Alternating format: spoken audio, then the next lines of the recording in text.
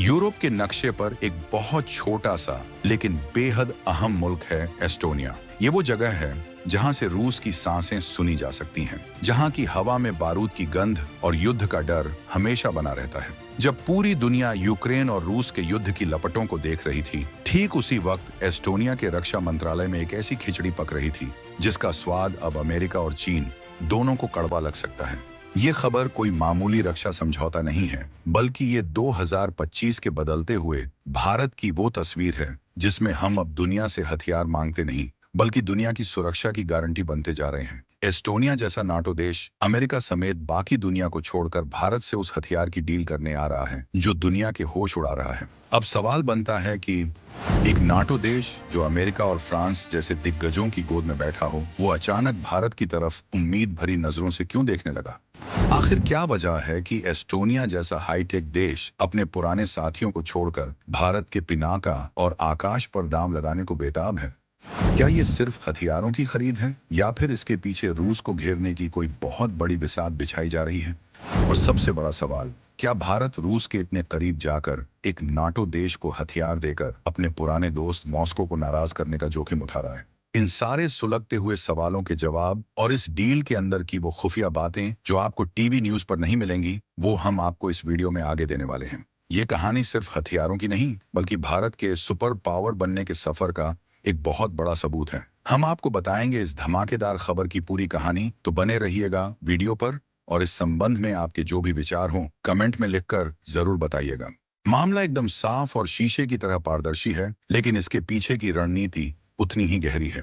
Estonia, जो रूस की सीमा से सटा हुआ एक बाल्टिक देश है, आज अपनी सुरक्षा को लेकर इतना चिंतित है कि उसकी रातों की नींद हराम हो चुकी है। रूस और यूक्रेन के बीच चल रही जंग ने एस्टोनिया को यह समझा दिया है कि अगर कल को युद्ध की चिंगारी उसके घर तक पहुंची तो महंगे और जटिल पश्चिमी हथियार उसे नहीं बचा पाएंगे।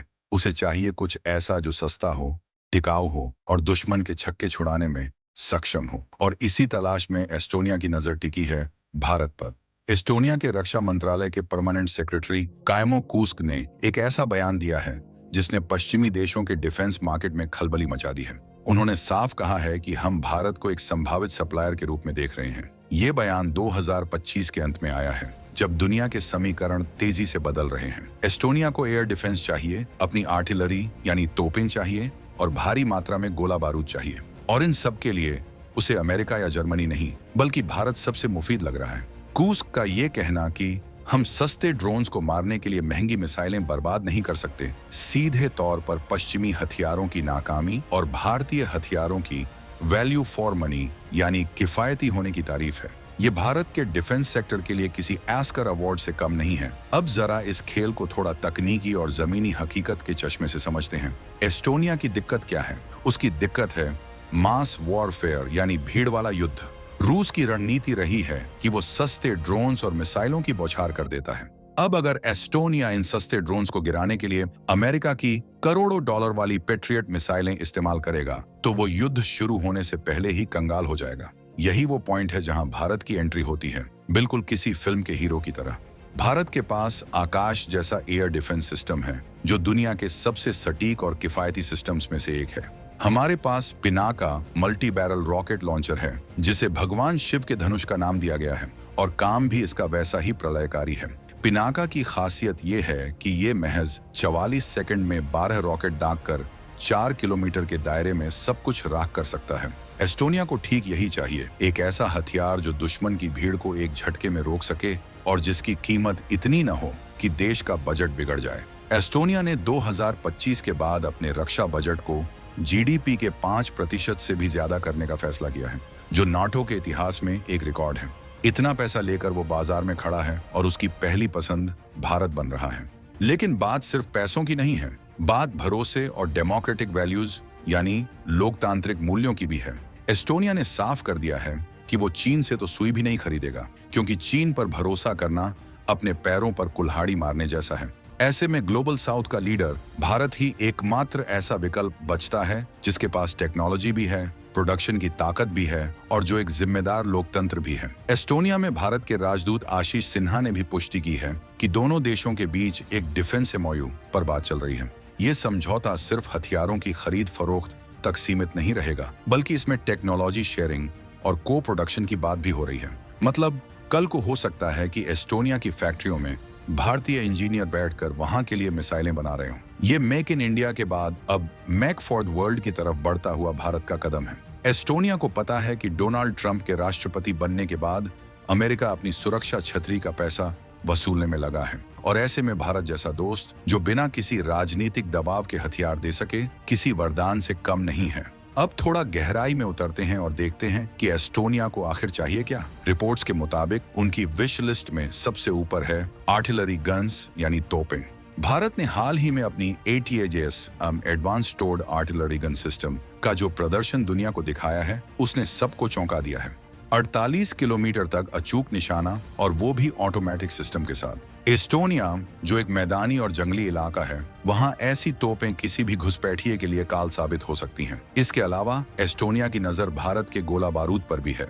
यूक्रेन युद्ध ने पूरी दुनिया को सिखा दिया है कि युद्ध मिसाइलों से ज्यादा गोला बारूद के दम पर लड़े जाते हैं। यूरोप की फैक्ट्रियां हाँफ रही हैं, वो डिमांड पूरी नहीं कर पा रही, लेकिन भारत अपनी विशाल औद्योगिक क्षमता के साथ एस्टोनिया की इस भूख को मिटा सकता है। एस्टोनिया के अधिकारी खुलकर कह रहे हैं कि उन्हें 155 मिलीमीटर के आर्टिलरी शेल्स चाहिए, और भारत इसका एक बहुत बड़ा उत्पादक है। सोचिए, जिस 155 मिलीमीटर के गोले के लिए पूरा यूरोप तरस रहा है, वो भारत से सप्लाई होकर नाटो की तोपों में भरा जाएगा। ये भारत की मैन्युफैक्चरिंग पावर का असली टेस्ट और असली जीत है। इस पूरी कहानी में एक और पहलू है जो बहुत दिलचस्प है, साइबर सुरक्षा। एस्टोनिया दुनिया के सबसे डिजिटल देशों में से एक है, उसे एस्टोनिया भी कहा जाता है, लेकिन डिजिटल होने का मतलब है साइबर हमलों का खतरा। भारत जो दुनिया का IT हब है, यहाँ भी एस्टोनिया का मददगार बन रहा है। हथियारों के साथ साथ दोनों देश साइबर डिफेंस और इलेक्ट्रॉनिक वॉरफेयर में भी हाथ मिला रहे हैं।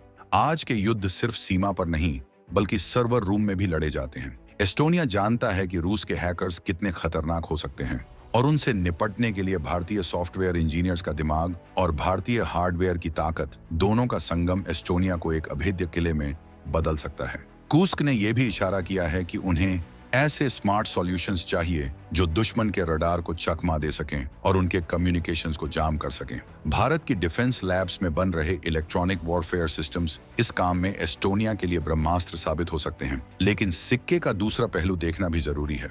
क्या इस डील से रूस नाराज नहीं होगा? ये सवाल हर किसी के मन में है। भारत और रूस की दोस्ती दशकों पुरानी है, और एस्टोनिया रूस का कट्टर विरोधी। कूटनीति के जानकारों का मानना है कि भारत यहाँ बहुत ही बारीक रस्सी पर चल रहा है, लेकिन 2025 का भारत वो पुराना भारत नहीं है जो डर डर के फैसले लेता था। आज भारत अपनी विदेश नीति अपने हितों के हिसाब से तय करता है। भारत का तर्क साफ है, हम किसी के खिलाफ नहीं, बल्कि अपनी इंडस्ट्री के लिए बाजार ढूंढ रहे हैं। अगर हम एस्टोनिया को हथियार नहीं देंगे तो अमेरिका या दक्षिण कोरिया दे देगा। तो क्यों ना ये पैसा और ये प्रभाव भारत के हिस्से में आए। और वैसे भी एस्टोनिया को हथियार बेचना डिफेंस का मामला है, आक्रामकता का नहीं। भारत दुनिया को ये संदेश दे रहा है कि हम एक विश्व बंधु हैं, लेकिन साथ ही हम एक बिजनेस भी हैं। हमारी हथियार लॉबी अब वैश्विक स्तर पर कदम रख चुकी है, और इसे अब पीछे मुड़कर देखने की आदत नहीं है। एस्टोनिया का रक्षा बजट 2026 तक 1.3 बिलियन यूरो से बढ़कर कहीं ज्यादा होने वाला है, और इस पैसे का एक बड़ा हिस्सा भारतीय कंपनियों की जेब में आ सकता है।